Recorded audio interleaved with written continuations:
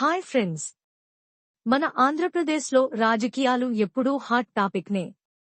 ఇప్పుడు మాజీ CM YS Jagan Mohan Reddy భద్రత గురించి ఒక పెద్ద చర్చ నడుస్తోంది. ఎక్స్ సీఎం భద్రత ఎలా ఉంటుంది? ఎమ్మెల్యే భద్రతతో దానికి తేడా ఏంటి? ఈ రీసెంట్ ఇష్యూ గురించి మనం ఈ వీడియోలో వివరంగా తెలుసుకుందాం. Stay tuned. ముందుగా, ఒక సీఎం అధికారంలో ఉన్నప్పుడు ఆయనకు గట్టి భద్రత ఉంటుంది. ఆంధ్రప్రదేశ్లో జగన్ సీఎంగా ఉన్నప్పుడు స్పెషల్ సెక్యూరిటీ గ్రూప్ ఎస్ఎస్జీ అనే ఎలైట్ ఫోర్స్ ని ఏర్పాటు చేశారు.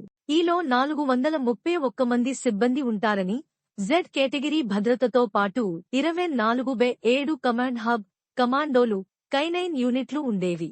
అంటే సీఎం ఫ్యామిలీకి కూడా రౌండ్ ది క్లాక్ ప్రొటెక్షన్. కానీ అధికారం పోయాక ఈ భద్రత ఎంతవరకు కొనసాగుతుంది?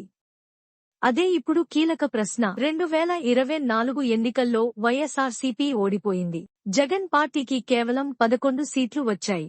అంటే ఆపోజిషన్ స్టేటస్ కూడా రాలేదు. దీంతో జగన్ భద్రతను ఎమ్మెల్యే స్థాయికి తగ్గించారు చంద్రబాబు సర్కార్. గతంలో జెడ్ భద్రతలో ఉన్న జగన్ కి ఇప్పుడు కేవలం కొద్దిమంది పోలీసులు మాత్రమే ఉన్నారు. దీనికి స్పందనగా జగన్ తన తాడేపల్లి ఇంటికి 30 మంది ప్రైవేట్ సెక్యూరిటీ గార్డులను నియమించుకున్నారు. ఈ విషయం రాష్ట్రంలో హాట్ డిబేట్ అయ్యింది. ఇప్పుడు ప్రశ్న ఏంటంటే, జగన్ కి ఇంత భద్రత అవసరమా? వైఎస్ఆర్సీపీ వాళ్లు చెప్తున్నది ఒకటి, టీడీపీ నాయకులు జగన్పై దాడులు చేసే అవకాశం ఉంది, అందుకే ఎక్కువ భద్రత కావాలి. మరోవైపు టీడీపీ వాళ్లు అంటున్నారు, జగన్ డ్రామాలు ఆడుతున్నారు, రాష్ట్రంలో అశాంతి సృష్టించడానికి ఇలా చేస్తున్నారు. ఈ రెండు వాదనల మధ్య ప్రజలు కన్ఫ్యూజన్లో ఉన్నారు.